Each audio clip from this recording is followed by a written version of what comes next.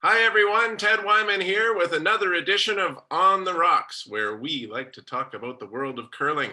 And we are at the Olympic curling trials in Saskatoon. And today, joined by a little bit of a different guest for us. He is the one, the only Andrew Hustler Paterson, the host of Winnipeg Sports Talk Daily, a good friend of ours, and a guy who is, I don't know, are you a little bit newer to the curling world, Huss? I don't remember seeing you around the beat too much before, but you're out here covering it, and I'd love to hear your impressions of the first weekend. Yeah, you know what, Ted? Thanks for having me. First of all, I certainly would be newer. I mean, as far as on the beat, I don't think I could really be considered on the beat. You and Jay and the guys that are really on the beat, but I mean, I've been a big fan of curling for a long time. Obviously, it's huge in Winnipeg and Manitoba, and for the same reasons why you guys are out here all week long, we thought it'd be a great opportunity not only to go and see some world class curling and be part of a really fun event, but something that people back in our province are very much tuned into. And it's been a great start so far. And listen, I don't need to tell you, there's a lot of fun that comes along with some of these events. So it's been a great opportunity to get out here doing some stuff with our friends over at Coolbet and doing the show all week. So I can't wait. It's been great to get out to the rink so far early in the weekend. And now I think things are really going to get up with the, when you think about what's at stake right now, Ted, and some sketchy starts for some teams that maybe we expected to be there in the final three. It's going to be playoff atmosphere pretty much from right here on in. There's a lot of teams that don't have very much wiggle room. Yeah, it's really the case that the Olympic trials always has to. You talk to anyone coming into this event, and they'll tell you that it's a playoff, not just a playoff atmosphere, it's a playoff feel to each and every game because they're so important. You're always playing one of the best teams in the world, and pretty much anything can happen, and pretty much anything has happened. We've seen, we're recording this on Monday morning, but we already saw Rachel Homan go 0-2 on the weekend. Carrie Anderson, who's the two-time Canadian champion from Gimli, has gone 1-2, and you can't afford many losses. You certainly can't afford more than three. So they're both in some trouble already. Jennifer Jones, the 2014 Olympic champion, already 3-0. That's a much better position. But from your perspective, I mean, realistically, there's a lot of Manitoba teams here, and it's great for a show like yours and for Winnipeg sports fans to have this opportunity to follow so many Manitobans here, isn't it? Well, absolutely. I mean, I was joking around with you guys last night. Not only the five Manitoba teams, but the Manitobans sprinkled amongst some of the other Olympic hopefuls as well. So, yeah, never any shortage of Manitoba influence in an event like this. But just to your point about the starts, and specifically on the women's side, I mean, Jen Jones 3-0 and a huge comeback win last night, which, to me, those sort of wins, can kind of define your week. And it can be the difference. I mean, we're first and foremost, you got to get to that final three. But Ted, I'm not sure how much, you've talked about it already. To be first place and go right into that final game, such a massive advantage. So for Jen Jones to be the alone team at 3-0 right now, and a great start from Tracy Fleury, those two Mana teams really are right now in the driver's seat. And you mentioned Einerson and Rachel Holman's team starting off 0-2, I think might be the most stunning number so far of the early part of the tournament. I mean, these teams have their backs against the wall and really can't afford any losses going forward. Potentially three might be able to get you in. But once you get past that point, it's pretty much on to the next 4 years. And that's not what anybody wants to be doing early at this point in the week. Yeah, very much still in the super early stages on the men's side. So at least one surprise there. Brendan Botcher, who is the Brier champion in 2021, losing his first two games, and his next one's against Brad Jacobs, so it doesn't get any easier. Brad Gushu, not too surprisingly, right at the top at 2-0. Jacobs is there as well. But that's just a total dogfight on the men's side. I mean, you could argue that any of those nine teams would be a great representative for Canada at the Olympics. And, they're just going to slog it out here for this week, aren't they?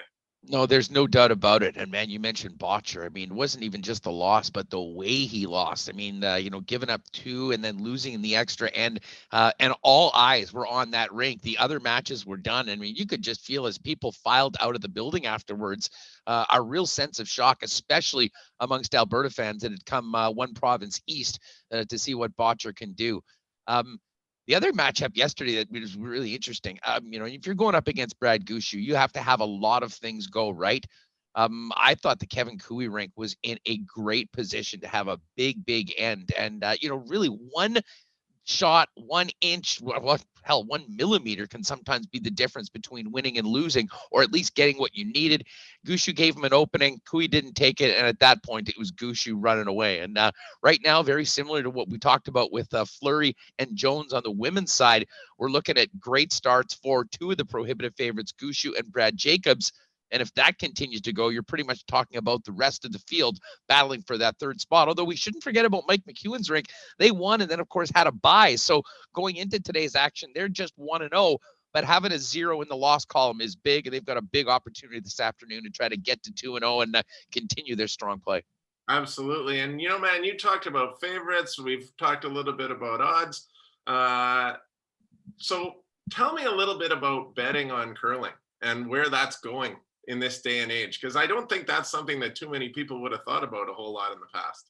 Yeah, well, I mean, the entire gambling sports betting space is growing. I mean, it's the engine of a lot of getting new fans, and regardless of sport. But yeah, I mean, we do a lot of work with our friends over at CoolBet, and they've sort of really jumped into the curling space and have tried to be a leader when it comes to posting odds for these events. And it's funny, Ted, in the past, I mean, because of the strength of many of these rinks, if we're just talking about winning and losing, often those numbers can be very, very heavy favorites and big underdogs. In the past, we've seen people, kind of parlay a bunch of those together, to get into a plus money bet. But what's been shocking so far at the Olympic trials, and I think it speaks to just how incredible the field is for this event, is that pretty much in every draw, there's been at least one real significant upset. And we've talked about some of the teams that have been on the losing end of those upsets so far. So I have a feeling those chalk parlays, of which I have been on a couple of them, have blown up for many people. But it is interesting. I mean, you can bet just straight up to teams to win or lose their matches, and then much like we've seen in football and some others, the point spreads, if you will, you call it the rock line. So, for instance, Tracy Fleury this afternoon.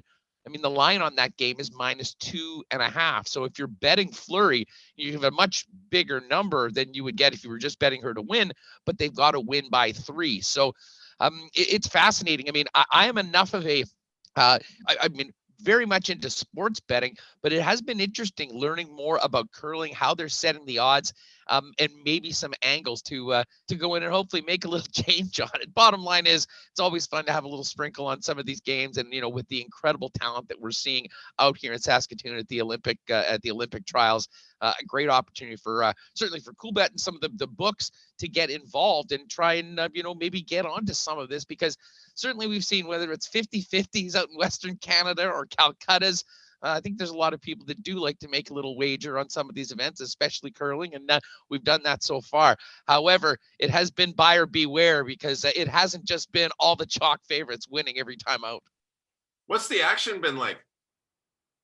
Well, as far as I know, talking to Chris Abbott earlier today, it's been quite good. And, it really is ramping up now that the event is on. I mean, I think for casual fans, Ted, for people and certainly around Winnipeg, we talked a lot about this event with, the qualifying events.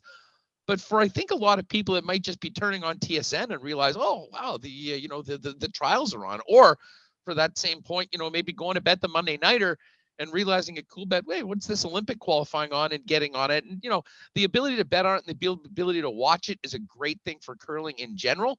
But I do think that this is certainly, it's a very much a growing area for CoolBet, and I think growing opportunity for curling as they go forward, much like every other sport, trying to do and engage fans and get people to pay attention and watch their product more. Sports betting certainly is a big, great way to do that. Well, that's awesome stuff. Thanks for sharing that with us, Huss. I'm certainly a newbie in that area, but I do enjoy hearing about anything, I think, that grows sport and grows curling in this country, as I've always been a big supporter of the game. So great to talk to you today. He is Andrew Hustler Paterson. You can check him out at Winnipeg Sports Talk Daily, a great show that you can get on YouTube and podcast formats. And I'm just going to sign off here. I'm Ted Wyman. He's Andrew Paterson. You've been watching On the Rocks.